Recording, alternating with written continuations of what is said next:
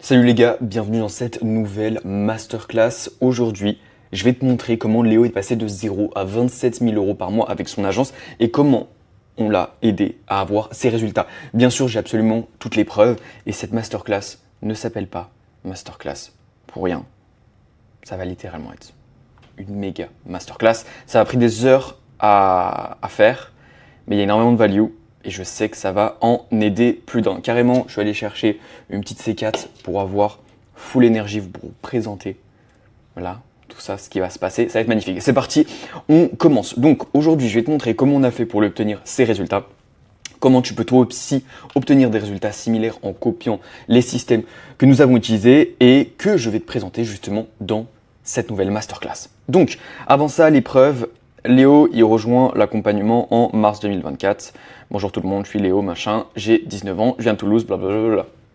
Présentation dans le school. 2 semaines plus tard, on a terminé le choix de sa niche et vérifié sa niche et on a créé du coup son offre. Les premiers calls tout simplement arrivent. J'ai booké officiellement le premier call, le call booké, etc., etc. 1 mois et demi plus tard, premier client à 5 400 €.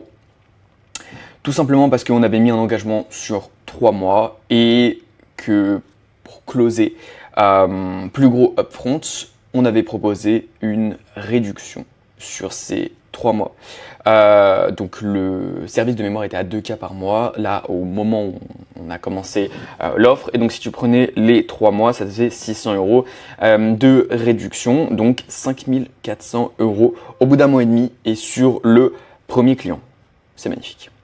Ensuite, le 6 juin 2025, je fais un petit point avec lui et il génère maintenant 27 000 € par mois avec son agence. Les gars, je viens de réaliser en regardant la masterclass que j'ai oublié de vous mettre le témoignage. Donc tout de suite, je vous mets le témoignage de Léo avant de passer à la suite. Bonjour à toutes et à tous. Aujourd'hui, je suis là pour vous parler de l'accompagnement de Gaspard et de mon ressenti et de mon vécu. Donc, pour vous donner déjà une petite idée, moi j'avais déjà mon agence, mais j'avais des problèmes d'acquisition client, j'avais des problèmes avec mon offre, donc pas mal de problèmes que Gaspard m'a permis de résoudre. La première chose là où il m'a aidé, c'est vraiment sur mes process et comment faire les choses, étape par étape. Donc en fait, j'ai vraiment revu toute la structure de mon agence et j'ai pu avancer beaucoup plus vite avec des choses qui étaient carrées. Donc sur ce point-là, c'est top. Gaspard offre vraiment aussi un accompagnement et un suivi. Il est vraiment avec vous, répond à vos questions. C'est lui qui répond directement. C'est pas du tout une personne de son équipe ou quoi, donc ça c'est top. En plus de ça, il met en place énormément de choses, que ce soit des lives, il interagit énormément avec la communauté. Il y a un school, il y a un Notion, faites des visios de temps en temps avec lui pour suivre l'avancement. Donc par rapport à ça, c'est top aussi. Donc moi, par rapport à l'accompagnement, j'ai réussi à atteindre et dépasser mes objectifs. De manière globale, je recommande cet accompagnement. Il est bien fait, vous avez un véritable suivi. Si vous travaillez, vous mettez les choses en place, vous allez atteindre vos objectifs. La seule chose que j'ai à dire, les gars, c'est que les témoignages et les résultats que j'ai parlent d'eux-mêmes. Sur ce, je vous laisse avec la suite de cette masterclass. Donc, toi qui regardes cette vidéo, cette masterclass, si tu veux lancer une agence ou que tu as déjà une agence mais tu n'arrives pas à avoir de clients, tu es au point mort, ça fait des mois que tu galères et que tu veux générer 5K par mois d'ici 3 mois, reste bien jusqu'à la fin de cette vidéo parce que je vais tout donner.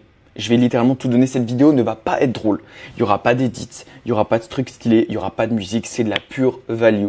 C'est du pur Miro, c'est du pur Loom, pur et dur. Donc, pour te faire un petit récap, ça c'est la situation de Léo au moment où il a rejoint l'accompagnement et je suis sûr que tu vas te reconnaître à travers ça. Premièrement, il n'avait pas d'avatar ultra précis. Ça veut dire que il bossait un peu avec tout et n'importe qui et du coup il savait pas vraiment quelles étaient les problématiques de son avatar. Il connaissait tout simplement pas bien son avatar vu qu'il en avait pas vraiment un. Donc ce qui fait qu'il a eu un manque de clarté sur les besoins et les problématiques profondes du prospect. Et ça on va le voir juste après, ça a un énorme impact sur ton offre parce que concrètement tu sais pas vraiment ce que tu dois mettre en avant et tu sais pas vraiment ce que tu dois vendre. Tu vends un petit peu ce que tu entends passer et ce que tu penses va aider ton client ou convaincre ton client que ça va l'aider. Donc du coup, il se retrouve avec une offre banale et sans levier parce que c'est pas suffisamment ciblé sur les problématiques et les besoins de son avatar. Donc ce qui fait que moins tu as une offre ciblée, une offre claire et une offre qui répond clairement aux besoins et aux problématiques de ton avatar, plus ça fait que tu peux pas pricer cher. Je donne un exemple, si tu vends des sites à tout le monde, tu rivalises avec les Indiens sur Fiverr. Pourquoi? Parce que tu n'es pas niché, donc tu es ultra broad, tu fais un truc que à peu près tout le monde peut faire, il n'y a rien qui te différencie, donc forcément, tu peux pas pricer cher et surtout, tu vas avoir un closing rate qui va être complètement éclaté. Ensuite, pas de système d'acquisition prédictible. Il avait peu de calls ou alors pas de manière consistante du tout. Pas de process de closing, du coup il se retrouvait avec 0 clients de closer. Plusieurs mois après avoir lancé son agence, impossible de décrocher un client. Et je sais que ça arrive à beaucoup d'entre vous. Il y a beaucoup de personnes qui rejoignent Agency Lounge et qui juste ont essayé de se lancer seuls, qui ont galéré pendant des mois, qui ont eu 0 client, qui ont fait 0. Ensuite ils rejoignent Agency Lounge et un mois et demi plus tard, ça donne ça. Ensuite, pas de process de closing, donc du coup 0 client closé et pas de SOP de délivrabilité et de prestataire, donc mauvaise LTV. Donc là, il n'a même pas pu arriver à cette étape-là étant donné qu'il n'avait pas de clients. Mais s'il avait des clients, les clients n'auraient probablement pas bossé avec lui plus de 2 ou 3 mois parce qu'il n'avait pas d'SOP de délivrabilité, pas encore de prestataire. Donc, il n'y avait pas tout qui était prêt. Et dans une agence, la LTV, c'est hyper important parce que tu as beau signer un client par jour, si tes clients il reste 2 mois avec toi, bah en fait, c'est comme si tu remplissais un seau d'eau qui était troué avec de l'eau. Tu continues tous les jours à remplir. Oui, mais sauf qu'au bout d'un moment, en fait, tu as beau remplir, le seau d'eau, il reste au même niveau, mais il se vide en bas. Et si l'acquisition baisse, bah alors là, il y a tout qui s'écroule et après, c'est le countdown avant la fin de ton agence.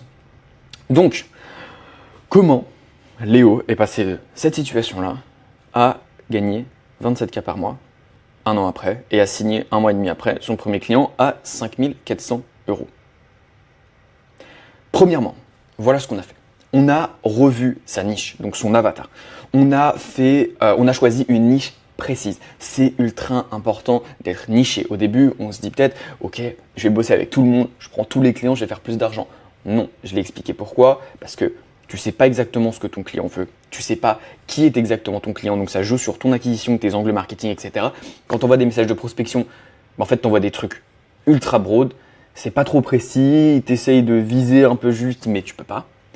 Et ensuite, au niveau de ton offre, tu offres quelque chose dont tu crois que ça va aider ton client, mais qui ne règle pas vraiment ses problématiques parce que tu ne connais pas ces problématiques. Donc, premièrement, choix d'une niche précise. Ensuite, vérification de la niche. C'est très important de vérifier sa niche parce qu'il y a des bonnes niches et des mauvaises niches. Et ce que j'explique souvent, c'est que la niche, c'est un petit peu comme la fondation d'un building. Si la fondation n'est pas solide, tu peux construire le meilleur des buildings. Le building, il va s'effondrer et c'est mort. Au niveau de ton agence, la niche, c'est littéralement tes fondations. C'est la base des bases. Donc, bien sûr, dans Agency Lounge, il avait toutes les ressources nécessaires pour vérifier cette niche. Ensuite, il faut vérifier le marché de cette niche. Donc, pareil, il y a des ressources dans Agency Lounge pour vérifier le marché, mais je vais vous donner deux, trois éléments, 2-3 trucs croustillants. Donc, on va juste s'en mettre en 100 ici. La première chose qu'il faut vérifier, c'est est-ce que le marché il est croissant. Je vais donner un autre exemple. Si par exemple vous essayez de bosser dans la niche des journaux en papier, qui donnent les news, etc. C'est un marché qui est en décroissance parce que de moins en moins de personnes achètent des journaux. Donc ce qui fait que déjà, pour avoir des clients qui ont des fonds, ça va être compliqué parce que eux-mêmes galèrent à avoir des clients. Et ensuite, quand ça va être votre client, déjà que eux-mêmes galèrent à avoir des clients parce que les gens achètent moins, vous allez galérer à obtenir des clients à votre client. Donc en fait, vous allez galérer à obtenir des résultats. Donc ça ne marche pas. Deuxième chose, qu'il y ait des problématiques présentes. Si votre prospect a aucun problème, ça va être compliqué de le convaincre et de lui expliquer que en fait, il a besoin de vous. Troisième chose, les moyens financiers. Si votre prospect n'a pas d'argent, ça va être assez compliqué de lui vendre un service à 2K, 3K, 5K par mois. Quatrièmement, est-ce qu'il est facile à contacter? Si vous devez envoyer des lettres postales à votre prospect, laissez tomber. Okay, facile à contacter, c'est du WhatsApp, du mail, réseaux sociaux, SMS, peu importe. En tout cas, voilà, par message. Ensuite, il faut déterminer en détail les besoins, désirs et douleurs au sein de cette niche. Ce qui veut dire qu'une fois que vous avez choisi votre niche, il faut déterminer ce qu'ils ont besoin dans leur business pour obtenir le plus de clients. Deuxièmement, ce qu'ils veulent faire grâce à leur business. Ouais, tout le monde veut gagner plus d'argent. Ok, cool. Ça se trouve qu'il y a des mecs qui vont vouloir créer une fondation. Il y en a qui vont vouloir tout simplement, je sais pas, avoir plus d'argent pour pour recruter plus d'équipes et pour passer plus de temps avec leur famille. Ça peut être plein de choses. Troisièmement, ce qui pose problème dans leur croissance. Et je reviens rapidement sur le deuxième point. En fait, ce qu'il faut trouver, c'est qu'on va avoir les objectifs qui vont être très communs à cette niche. Par exemple, je ne sais pas, dans votre niche, le goal, ça va être d'avoir X nombre de commerciaux et de faire X nombre de chiffre d'affaires. Parce que dans l'industrie, c'est un peu le truc où quand tu fais ce chiffre d'affaires, en gros, t'es chaud. Ça peut être plein de trucs. Et ensuite, tu vas avoir par contre les objectifs qui vont être personnels à la personne. Et ça va être pendant le call de closing qu'on va le déterminer. Et ça, tu peux pas l'inventer. Mais il y a des choses en général qui se reconnaissent par niche et qui vont se répéter quand vous allez poser la question aux gens. Concrètement, qu'est-ce qu'ils veulent faire et qu'est-ce qu'ils veulent atteindre. Ensuite, ce qui pose problème du coup dans leur croissance, c'est en général, il y aura des similarités pareilles entre toutes les boîtes avec lesquelles vous allez bosser dans la même niche. Par rapport à l'acquisition, ça peut être sur différents canaux, ça peut être l'organisation, ça peut être la délivrabilité. Il se trouve qu'ils délivrent tous de la même manière leurs services parce que voilà, ça s'est fait comme ça depuis des années et qu'il n'y a personne qui a décidé de changer. Et donc ça se trouve que c'est ça le problème tout simplement de leur croissance. Laissez-moi remettre ça comme ça là, sinon c'est pas droit. Voilà, là on est bien. Ensuite, on a bossé sur la construction de son offre. Donc la base des bases de l'offre, c'est quoi? C'est un problème, une solution. On détermine des problématiques et pour chaque problématique de votre prospect, on trouve une solution. Alors bien sûr, même au niveau de votre service, on ne va pas aller proposer de la publicité, de la création de contenu, du SEO, de la création de site, etc. Mais le but, c'est de trouver des problématiques, par exemple, tous liés à l'acquisition, ok, et de régler chacune de ces problématiques. Comme ça, quand vous présentez votre offre à votre prospect, déjà il se dit, ok, le mec connaît mes problèmes avant même que je lui explique. Alors bien sûr, il y a des problèmes qui seront spécifiques à votre prospect. Mais en plus de ça, il a une solution pour chacune d'entre elles. Donc c'est pas, je règle un problème, mais j'en ai 10 autres derrière. Et donc du coup, je vais devoir trouver quelqu'un d'autre pour régler le reste. Donc au final, est-ce que je veux vraiment régler un problème sur 10 au lieu de tous les régler? Point important, nuance, quand je dis régler des problèmes, je parle régler des problèmes communs. Par exemple d'acquisition. Par exemple, le mec galère à trouver des prospects, il galère ensuite à les qualifier, il galère ensuite à faire en sorte qu'ils bookent et il galère ensuite en sorte qu'ils se pointent au rendez-vous. Tout ça, en fait, ça fait partie d'un même funnel d'acquisition, de la génération de leads à tout simplement le closing en gros du client. Par contre, si le mec a des problèmes d'équipe et de RH, vous n'allez pas gérer ces problèmes de RH et d'acquisition. En fait, il faut régler une base de problèmes qui va être dans le même type de problèmes, tout simplement. Des problèmes d'acquisition ou alors des problèmes de recrutement, par exemple. Ensuite, donc là, on a la base principale du coup de l'offre, comme je vous l'ai dit, problématique, solution. Ensuite, on va avoir les bonus. Le but des bonus, c'est d'ajouter beaucoup de valeur supplémentaire, mais avec un coût de délivrabilité très faible ou égal à 0. Par exemple, si le problème de votre prospect, c'est l'organisation au niveau de ses leads, parce qu'il a des leads de partout, il n'y a rien qui est traqué, c'est dégueu, il n'y a pas d'automatisation. Par exemple, vous pouvez utiliser GoHighLevel, créer un snapshot sur GoHighLevel, et à chaque fois qu'un de vos clients du coup commence à bosser avec vous, vous lui dites qu'il a accès à un software complet avec un pipeline, un CRM, des automatisations et qu'il y a tout qui est déjà créé pour lui. Vous, le snapshot, vous le créez une fois. Ensuite, vous pouvez envoyer un lien d'affilié GoHighLevel à votre prospect. Il sign up, il met son snapshot dessus. Boum. Coût de délivrabilité 0. Parce que ça vous aura pris du temps une fois, mais théoriquement, ça vous coûtera rien. Et dans tous les cas, je vous conseille d'avoir GoHighLevel pour votre agence. Et ça a une énorme valeur perçue parce que de tout setup, ça demande des compétences et surtout beaucoup de temps. Ensuite, garantie. On veut une promesse de X résultats en X temps avec contrepartie. C'est-à-dire que je te promets qu'on va faire, je te garantis qu'on va faire 30% de plus de CA en 90 jours. Et tant qu'on n'y arrive pas, on continue de bosser avec toi gratuitement. Tant qu'on n'y arrive pas, ou si on n'y arrive pas, on te rembourse intégralement, etc. Bref, une garantie. Ensuite, minimum engagement sur 3 mois. J'en vois beaucoup qui font l'erreur, c'est de ne pas faire d'engagement sur leur offre. En fait, expliquez tout simplement à votre client que ce que vous allez proposer, c'est une solution qui va prendre un minimum de temps à être implémentée et à obtenir des résultats. Je vais vous donner un exemple tout bête. Imaginons que vous faites de l'ADS. Rien que le temps d'emborder votre client, de récupérer toutes ces infos, de faire les créas, de faire la strat avant les créas, de faire le copy, de faire le tunnel, de faire différents tunnels, de tout mettre dans votre de setup son BM forcément et voir si de base même il a un compte Facebook qui peut être utilisé pour ça. Ensuite de setup les ad accounts et ensuite dans les ad accounts de setup toutes les campagnes, etc. Là, même en speedant, en faisant tout parfaitement, il y en a au minimum pour 10 jours. Un minimum pour 10 jours en faisant bien le travail et en bossant le week-end. Donc imaginons que si vous ne mettez pas de résultats et que en gros votre client il s'attend à avoir des résultats instantanément et que vous ne faites pas d'engagement, le premier mois il va se passer quoi? Vous allez bosser 10 jours, même plutôt 2 semaines pour être réaliste, sur l'onboarding, sur le setup et ensuite il vous reste 2 semaines pour avoir des résultats. Sauf que si c'est une nouvelle niche, si même lui n'a jamais testé dans Google Marketing, n'a jamais testé de créa, etc., faut bien un B-test. Et ça prend du temps. Et donc, au bout de 2 semaines, votre client va dire « Ah, putain, j'ai payé 2K, ça fait 1 mois, j'ai toujours pas de résultat, c'est nul, j'arrête de bosser avec vous. » LTV pourri, satisfaction pourri. Alors que quand vous mettez un engagement sur 3 mois, déjà, vous avez une meilleure LTV parce que vous savez que voilà, si votre client vous paye 2K par mois, au moins pendant les 3 prochains mois, vous savez qu'au total, vous allez recevoir 6K au grand minimum et que ce client, sa LTV, c'est 6K. Mais en plus de ça, vous expliquez à votre client que voilà, pour avoir ces résultats, forcément ça prend un minimum de temps, le temps de tout setup, etc. Vous lui expliquez tout et donc c'est pour ça que vous avez un engagement minimum de 3 mois et vous pouvez expliquer que aussi votre but c'est pas de travailler avec 50 clients à la fois, mais de travailler avec un minimum de clients, mais sur le long terme. Et surtout, du coup, ça vous permet aussi d'avoir une prédictibilité de vos revenus. Si vous signez pas de nouveaux clients, vous savez que c'est garanti, etc., que d'ici les 2-3 prochains mois, vous allez recevoir X par mois, même si vous ne signez pas de nouveaux clients, etc. Ou même si vous doutez si des clients vont renouveler encore une fois et continuer de payer.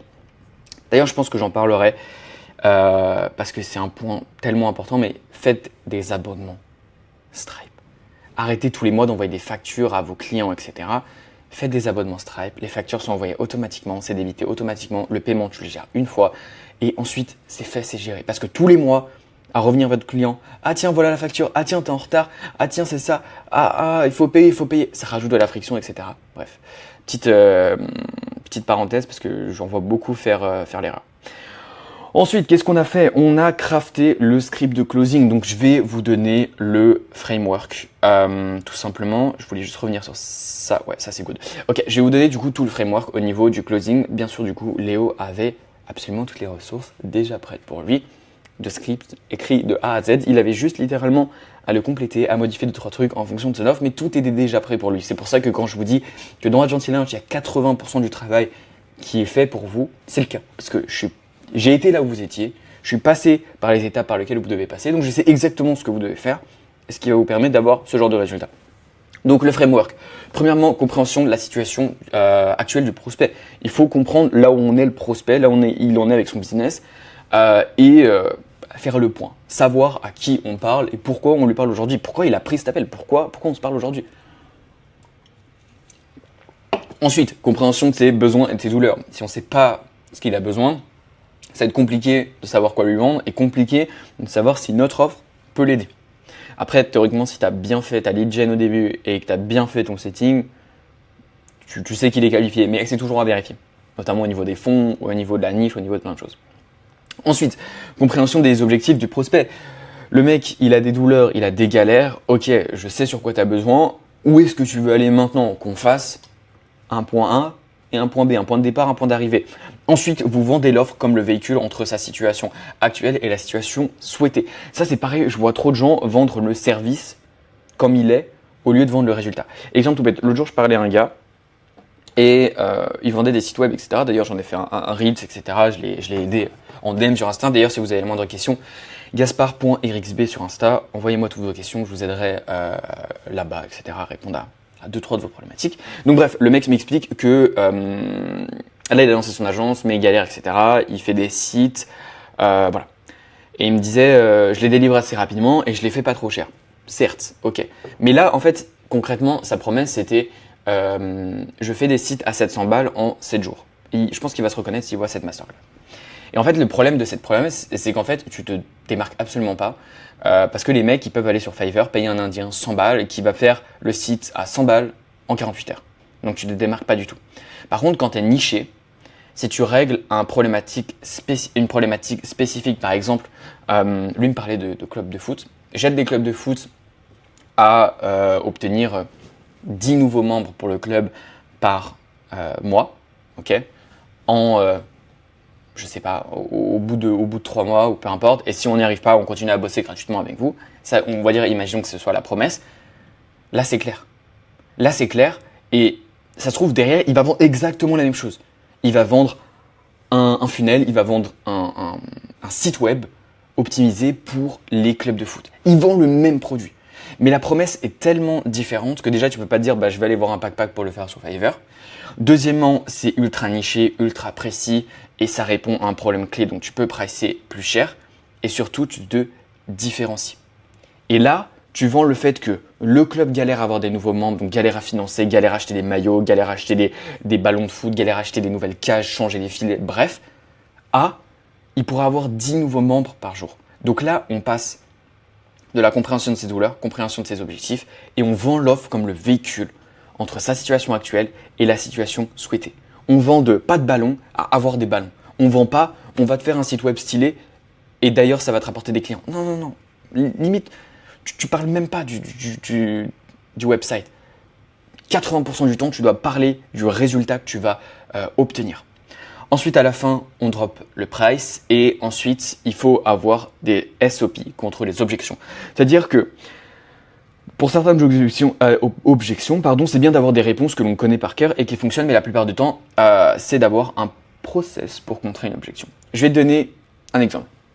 Il y a des objections qui vont revenir tout le temps. Style, je dois y réfléchir, je dois en parler à ma femme, blablabla. Ok. Pour ces classiques, ces trucs qu'on entend à longueur de journée, enfin, on va y revenir juste avant, mais c'est pour ça que j'ai mis si besoin, parce que tu n'es pas censé entendre ça. C'est bien d'avoir des réponses préfaites, parce que c'est la même chose à chaque fois, etc. Maintenant, si pour les objections, tu as que des réponses préfaites, le jour où on va te donner une autre objection, tu ne sais pas quoi répondre. C'est pour ça que c'est important d'avoir un SOP, d'avoir un process qui est détaillé étape par étape et qui, peu importe ce que tu me dis, je vais passer par une série d'étapes qui marchent avec, tu peux me dire ce que tu veux au début, qui marche avec tout et qui va m'obtenir le résultat souhaité et le closing. J'ai mis si besoin parce que théoriquement, si tu connais bien ta niche, tu connais bien les besoins de ta niche, tu connais bien ce que ta niche veut et tu as créé une offre parfaite, une offre qu'on appelle irrésistible, en fait, tu n'es pas censé avoir d'objection. Tu drops le price, ok nickel, lien Stripe, paiement, fini. Simple, rapide et efficace.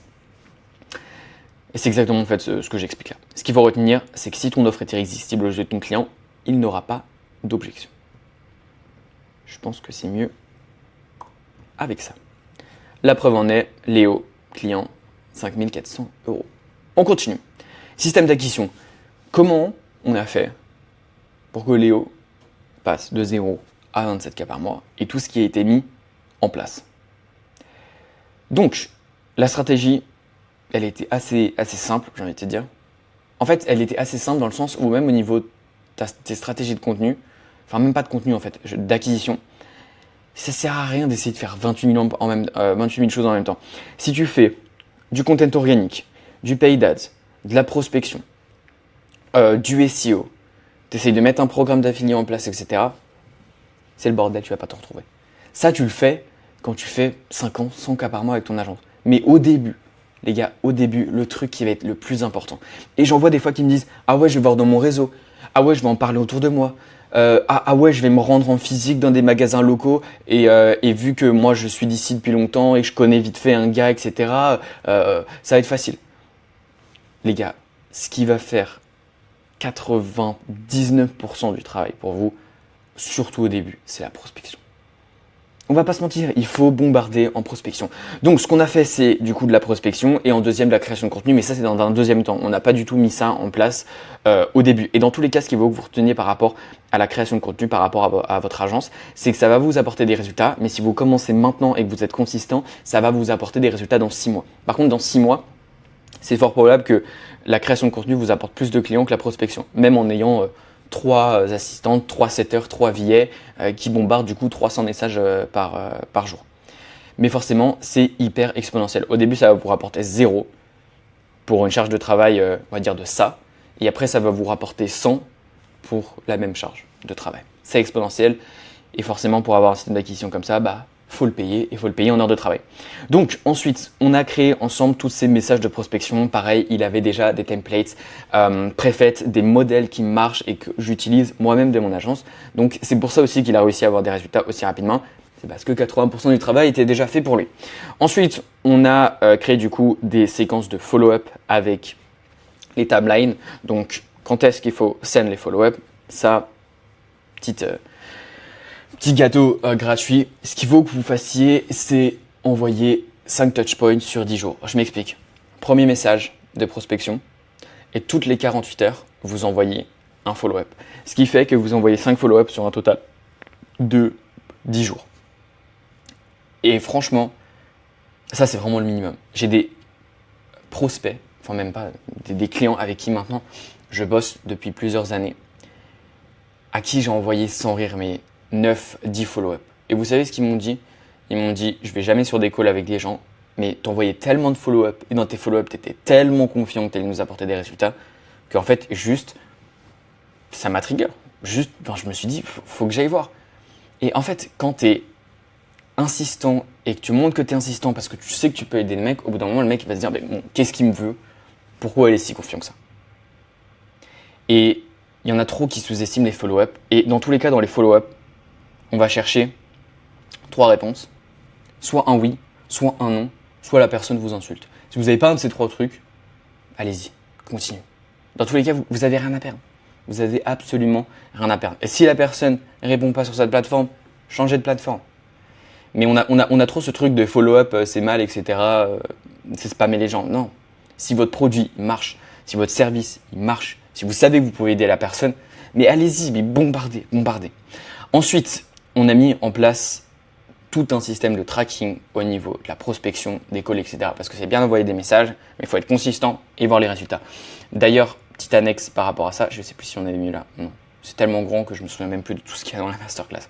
Dans l'accompagnement, Léo avait accès à un tracking complet sur tout. Sur son cash flow, sur ses habitudes, sur ses objectifs, ses KPI, sa routine, tout. Et là, il n'y a même pas tout en termes de tracking.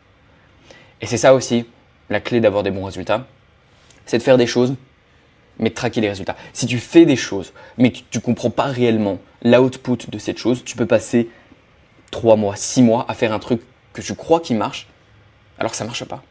Ça ne marche pas. Ensuite,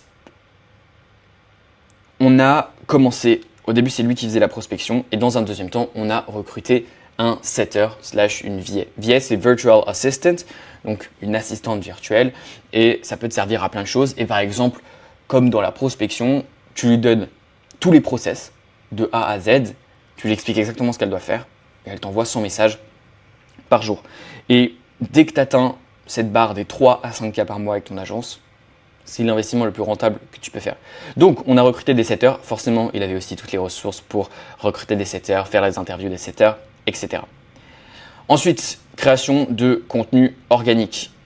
Les résultats au bout d'un moment, je ne sais pas comment ça se fait, mais j'ai encore une personne qui a pris un rendez-vous sans que je la contacte. C'est la beauté de l'inbound. Et comme je vous l'ai expliqué, ça a été fait dans un deuxième temps et c'est pas ce qui va payer instantanément. Ce qui va payer instantanément, c'est tout simplement la prospection. Donc, bombarder la prospection, les gars. Ensuite, 7e étape, on a mis en place du coup tous les process de lead gen pour faire encore plus de quantité. De quantité. Parce qu'en fait, au début, quand tu fais ta prospection tout seul, tu n'es pas obligé d'avoir des process de lead gen qui sont faramineux. Okay, tu connais ta niche, tu sais où les chercher, tu bombardes. Après, quand tu commences à avoir des setters, des équipes, etc., tu peux disperser sur différentes plateformes tes équipes ou même toi pour la prospection. Mais au bout d'un moment, je vous conseille de, après 5 cas par mois, faites plus de prospection, prenez des VA et après, bref, ça passe un stade au-dessus, vous prenez un manager, des VA, etc. Des VA et des setters, c'est les mêmes choses. Enfin, une VA, ça peut tout faire, mais là, quand je parle de VA, je parle purement de prospection. Donc d'avoir des process pour avoir des quantités énormes en termes de lead gen. Ce qui fait que, allez, quand tu additionnes toutes ces magnifiques étapes, d'ailleurs ça je ne sais pas ce que ça fait là, bref, peu importe, en termes de résultats, bah, ça donne ça, ça c'est sympa. Donc là, call, 5K et 27K par mois désormais. Maintenant, comment on a fait du coup pour recruter ces setteuses et quel process on a mis en place pour qui recrute ces personnes-là? Premièrement, il faut créer un formulaire. Le formulaire, c'est la première sélection. Le but, c'est de filtrer la masse. C'est-à-dire que quand vous avez un formulaire et vous voulez recruter quelqu'un, il faut que vous ayez au minimum 10 à 20 candidatures, surtout sur du setter. Ensuite, le mieux, c'est d'en avoir le plus possible. Et je dirais au minimum, vraiment au minimum 10-15.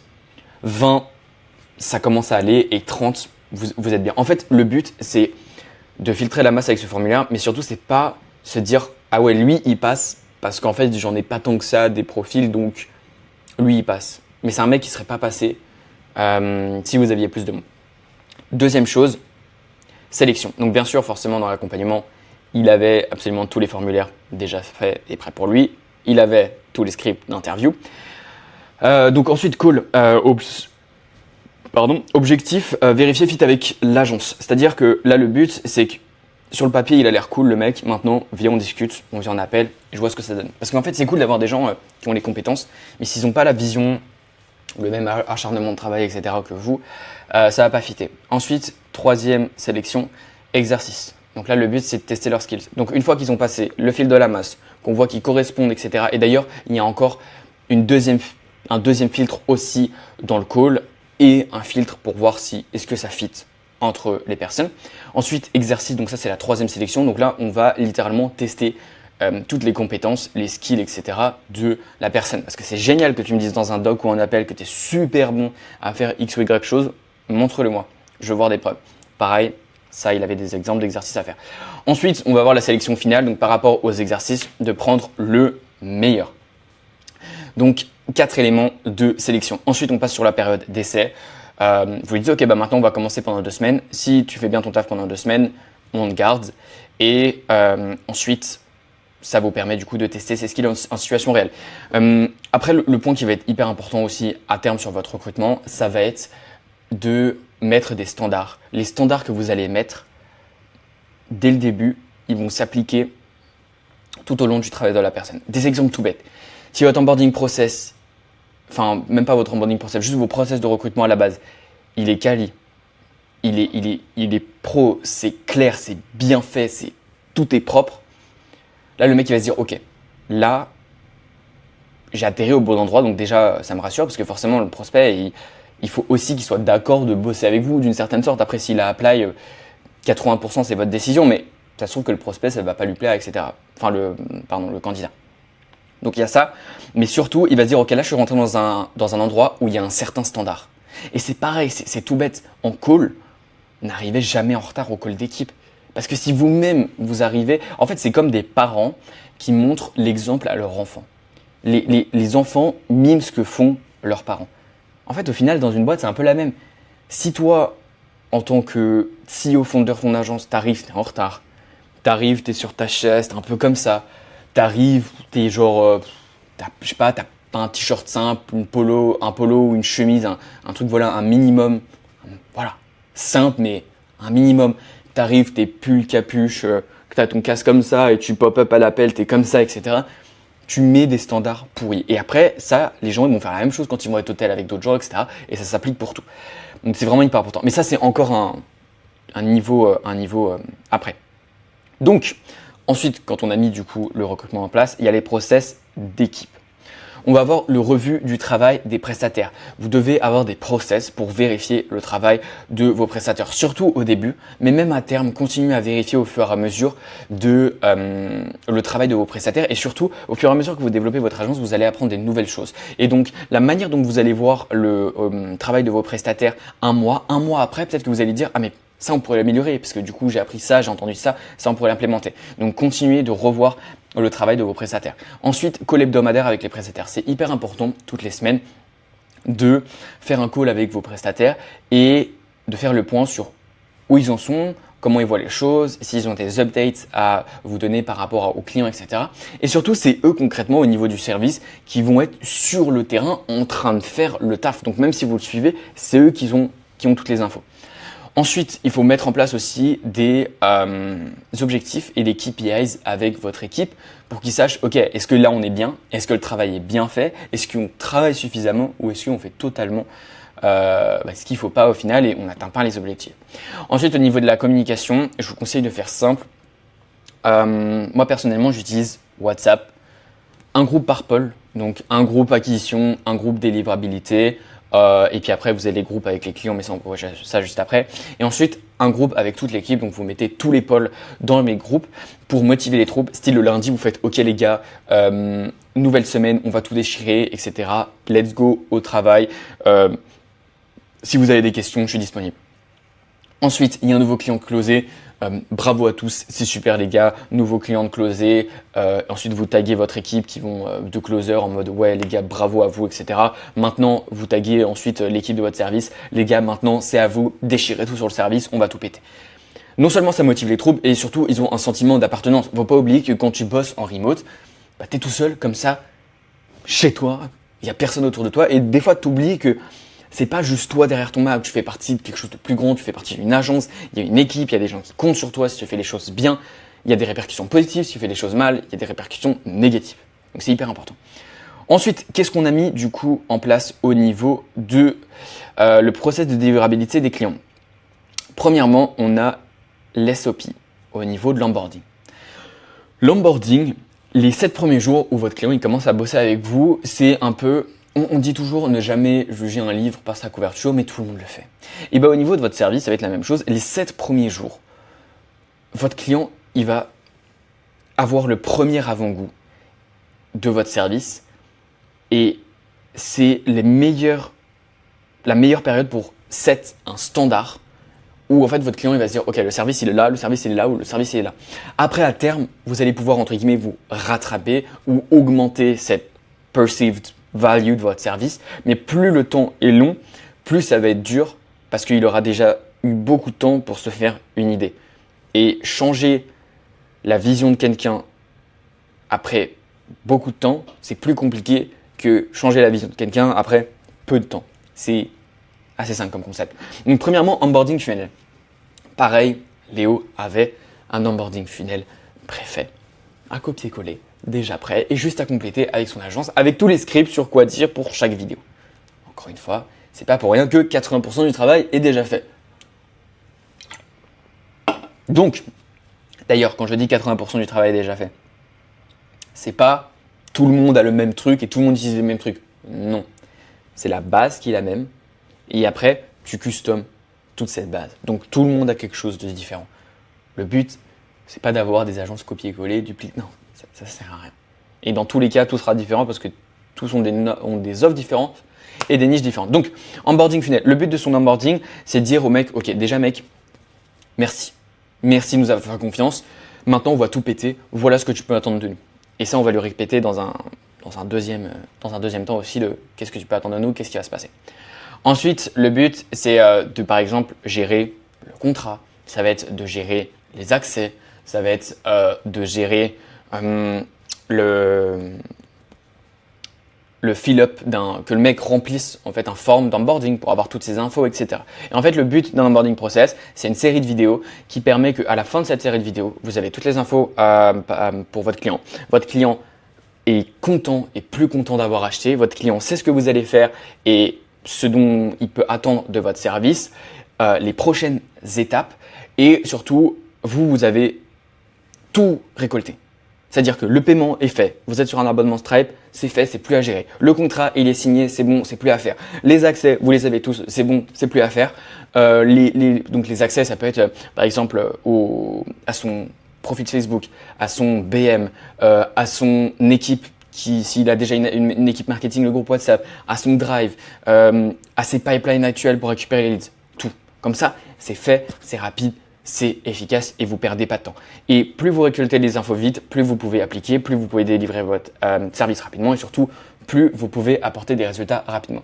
Ce qu'il faut que vous pensiez aussi avec votre agence, c'est comment apporter dans les 7 premiers jours et même mois au final, une quick win. Comment le mec peut se dire « Ah putain, j'ai bien fait d'acheter. Putain, j'ai un résultat déjà. » Et forcément, en fonction du service, ça peut être compliqué d'apporter un nouveau client à son client en 7 jours. C'est même des fois un petit peu irréaliste en fonction de ce que vous proposez. Mais ça peut être une quick win du style, ok, bah là par exemple dans ton CRM c'était le bordel, regarde, au bout de 2 jours, tu as un pipeline, ton CRM il est fait, regarde juste le avant-après. C'était le bordel, maintenant tout est organisé, ça fait 48 heures que tu bosses avec nous. Imagine la suite. Ensuite, on va avoir un call de bienvenue. Donc pareil, là en fait on va expliquer qu'est-ce qui va se passer par la suite, comment va se dérouler les choses et faire en fait un premier point avec notre client qui est maintenant, avec cette personne qui est devenue notre client, un premier point, et surtout expliquer du coup en fait ce que vous allez faire, comment vous allez le faire. Et en fait, vous répétez un petit peu ce qui va être expliqué dans l'onboarding sur qu'est-ce qui peut s'attendre. Mais surtout, ça va être pour faire un point sur tout ce qui a été fait par avant. Par exemple, si vous faites de l'ADS, vous faites un site, du SEO, etc., bah, ça va être un bon moment pour demander à la personne, ok, maintenant dis-moi exactement ce que vous avez fait en SEO avant, dis-moi exactement, par exemple, qui a créé votre site, est-ce qu'il y avait une strat, où est-ce que vient le trafic sur ce site, etc. Au niveau des ads, est-ce que vous avez testé les angles, est-ce que vous avez testé les créas, est-ce que vous avez testé les audiences, est-ce que vous avez testé différents setups de campagne, etc. Et de savoir absolument tout ce qu'il y a à savoir là-dessus. Ensuite, SOP de délivrabilité du service. Donc, en fait, des SOP, si vous voulez, c'est des process. Et les process, en général, moi, ce que je fais, c'est que je fais des looms pour tout. C'est-à-dire que pour moi, un bon SOP, c'est une série de looms et d'explications de vidéos simples, rapides et du coup courts, que même le plus grand des autistes sans compétences peut comprendre et peut réaliser. C'est ça un bon SOP. Bon, en fonction de ce qu'il doit faire, forcément, il y en a qui vont, voilà, tu vas avoir besoin d'un minimum de compétences. Mais le but, c'est vraiment que ce soit un truc où même, voilà, le plus grand des autistes puisse le faire. Donc là-dedans, vous expliquez quoi faire. Ok, concrètement, là, cette vidéo, elle te sert à apprendre à faire X choses. Ensuite, cette chose-là, tu dois le faire comme ça. D'abord, tu dois faire étape 1, ensuite tu dois faire étape 2, ensuite tu dois faire étape 3. Et surtout, tu dois le faire en X temps. Ça ne doit pas te prendre 1 heure, ça doit pas te prendre 2 heures, ça doit te prendre 20 minutes.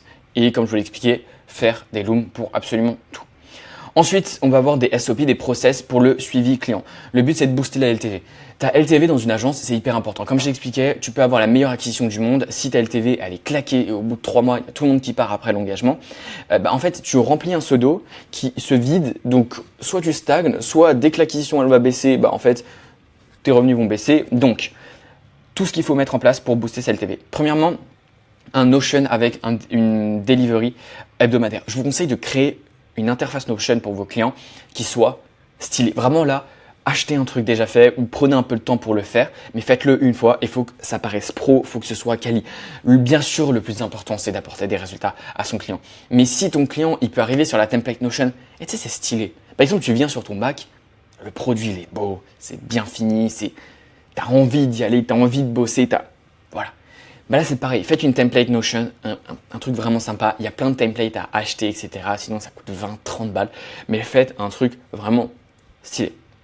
Et surtout, le but, c'est d'avoir un Notion où vous faites une delivery hebdomadaire. C'est-à-dire que toutes les semaines, il y a une délivrabilité du service. Il y a quelque chose qui est envoyé là-dedans pour le service. Comme ça, toutes les semaines, le mec, il voit tout simplement que le service il continue et qu'il y a des nouvelles choses qui sont faites. Alors en fonction des services, une fois que les créas sont lancées, etc., et que vous avez des créas qui marchent et que vous avez suffisamment de créas et que le mec veut pas augmenter son budget, ça sert à rien de continuer de bombarder des créas toutes les semaines. Là, si vous en avez déjà 30 qui attendent, voilà. Mais il faut toutes les semaines qu'il y ait de la nouveauté, qu'il y ait quelque chose de nouveau. Tu vois, par exemple, toutes les semaines, ça peut être, ok, là, par exemple, sur la strat actuelle, on a modifié l'audience, on a fait ça et on a vu X résultats en plus. Ensuite, groupe WhatsApp. Dans le groupe WhatsApp, vous mettez vous et votre client et là, dedans, soit vous pouvez mettre votre prestataire, mais c'est pas obligatoire. En tout cas, je vous conseille pas de mettre un prestataire avec qui vous bossez depuis au moins 6 mois. Il faut vraiment quelqu'un qui se soit confiant, etc. Parce que même si vous avez un contrat en place, voilà, faut toujours être safe. Ensuite, vous pouvez mettre que vous. Et ensuite, à terme, si vous avez du coup un CSM, Client Success Manager, vous pouvez le mettre lui et vous. Mais dans tous les cas, je vous conseille de tout le temps vous mettre vous dans tous les groupes. Comme ça, vous avez une vision sur tout et partout. Même si dans le groupe, concrètement, vous ne servez à rien ou vous écrivez rien, etc. C'est bien d'avoir une vision sur tout. Ensuite, vous allez faire des calls hebdomadaires de suivi, de partage des résultats, plus expliquer ce qu'on va faire ensuite.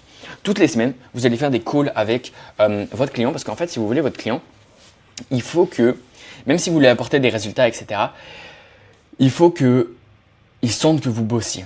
En fait, c'est bête à dire, mais ils sentent que, voilà, ils payent pour quelque chose, même s'il a des résultats, vous êtes là, vous êtes impliqué dans son business, etc. Donc toutes les semaines, vous allez faire des calls et vous allez lui partager du coup des résultats. Et ça, ces calls, ils sont pas obligés de durer longtemps, hein. Il y a des fois, moi je fais des calls avec des clients, c'est en mode, ok, bah mec, what's up? Voilà les résultats, voilà où on en est, voilà ce qu'on fait la semaine pro. Toi, ça va, ok, ouais, nickel, on continue, on va tout péter. Ciao mec, passe une bonne soirée, enfin une bonne journée, une bonne soirée, bref, peu importe. 15 minutes. Mais au moins, vous faites un point, vous vous voyez face to face, le mec voit que vous bossiez et je te jure que ça booste la LTV et surtout, ça crée une relation humaine. Et si vous créez une relation humaine avec votre client, alors je ne vous dis pas que ça va devenir vos meilleurs potes, mais qui a un petit peu plus que uniquement le service, bah, ça va être plus compliqué de cancel parce que ouais, il y a potentiellement d'autres gens sur le marché qui pourraient proposer ce qu'on propose, mais la relation qu'on a entre moi et le client, tu peux pas la répliquer, tu peux pas l'acheter de notre part, c'est notre relation à nous. Et donc ça rajoute encore un point pour la LTV. Et ensuite, expliquer ce qu'on va faire ensuite. Le point important, c'est de dire ok, bah voilà les résultats et voilà ce qu'on va faire maintenant pour soit booster les résultats, soit que des choses qui ne marchent pas. Clairement, c'est du scaling, c'est obtenir plus de résultats. Donc, maintenant, voilà absolument tous les systèmes qu'on a utilisés pour faire passer Léo de 0 à 27K par mois avec son agence. Donc si tu veux toi aussi lancer ton agence ou si tu veux qu'on t'aide à implémenter les mêmes process dans ton agence pour générer 5K par mois d'ici les 3 prochains mois parce que tu galères. Là actuellement, tu n'as pas de clients avec ton agence, tu génères 0, tu galères et pourtant ça fait plusieurs mois que tu essayes. Réserve un appel de démo juste en dessous de cette vidéo. On déterminera si tu es qualifié pour rejoindre Agency Launch parce qu'on ne bosse pas avec tout le monde. Je suis hyper sélectif. Et comme toujours, on t'apportera un maximum de valeur pendant ce call. Le but pendant ce call, c'est 15 minutes, on fait le point. Déjà, juste pour voir, est-ce que tu es qualifié pour rejoindre Agency Launch et est-ce qu'on peut bosser ensemble pour obtenir ce genre de résultats assez sympa. Donc voilà les gars, c'est la fin de cette splendide masterclass. On est sur une masterclass de 46 minutes. Sur ce, réservez votre call juste en dessous, abonnez-vous et on se retrouve pour la prochaine masterclass. Ciao, ciao.